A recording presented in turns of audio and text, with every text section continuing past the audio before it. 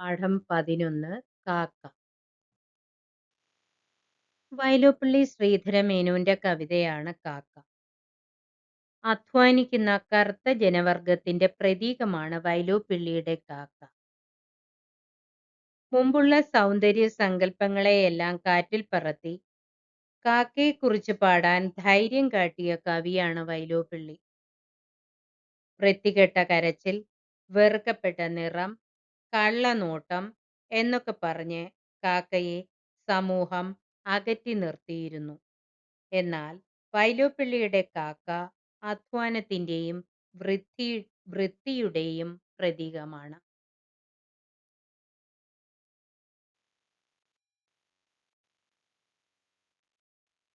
കാക്ക. കൂരിരുട്ടിന്റെ കിടാത്തിയെന്നാൽ സൂര്യപ്രകാശത്തിനുറ്റ തോഴി. കൂരിരുട്ടിന്റെ കിടാത്തി എന്നാൽ സൂര്യപ്രകാശത്തിനുറ്റ തോഴി. ചീത്തകൾ കൊത്തി വലിക്കുകയിലും ഏറ്റവും വൃത്തി വെടിപ്പെഴുന്നോൾ.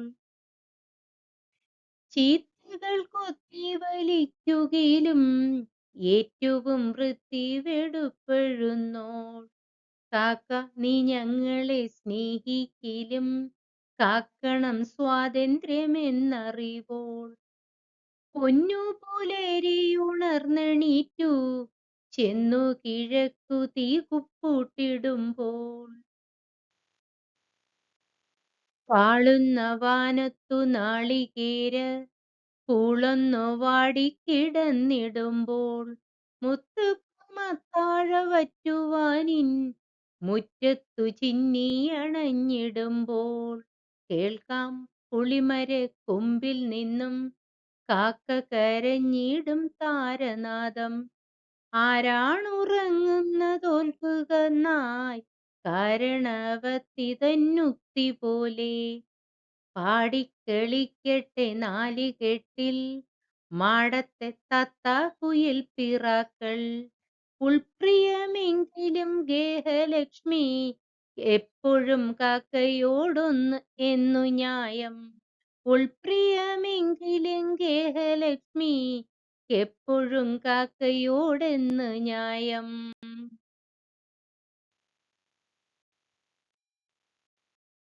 ഉള്ളിലടുപ്പത്തു മൺകലത്തിൽ നല്ലരി വെള്ളിയായി തുള്ളിടുമ്പോൾ. ഉള്ളിലടുപ്പത്തു മൺകലത്തിൽ നല്ലരി വെള്ളിയായി തുള്ളിടുമ്പോൾ. മേലെ മധുരക്കിഴങ്ങുവള്ളി പോലെ പുക പടർന്നീറിടുമ്പോൾ. മേലെ മധുരക്കിഴങ്ങുവള്ളി പോലെ പുക പടർന്നേറിടുമ്പോൾ. അങ്ങാശുകോലായിലമ്മ ചോറിൻ ചങ്ങാതിമാരെ ചമച്ചിടുമ്പോൾ. ആഞ്ഞു തിമർക്കുമൊരുണ്ണി മണ്ണിൽ ഞാഞ്ഞൂലുമായി പടവെട്ടിടുമ്പോൾ.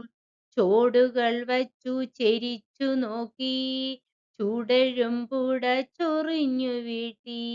നീട്ടി വിളംബരം ചെയ്യ കാക്ക നാട്ടിൻ പുറത്തെ കുടുംബ സൗഖ്യം. നാട്ടിൻ പുറത്തെ കുടുംബ സൗഖ്യം.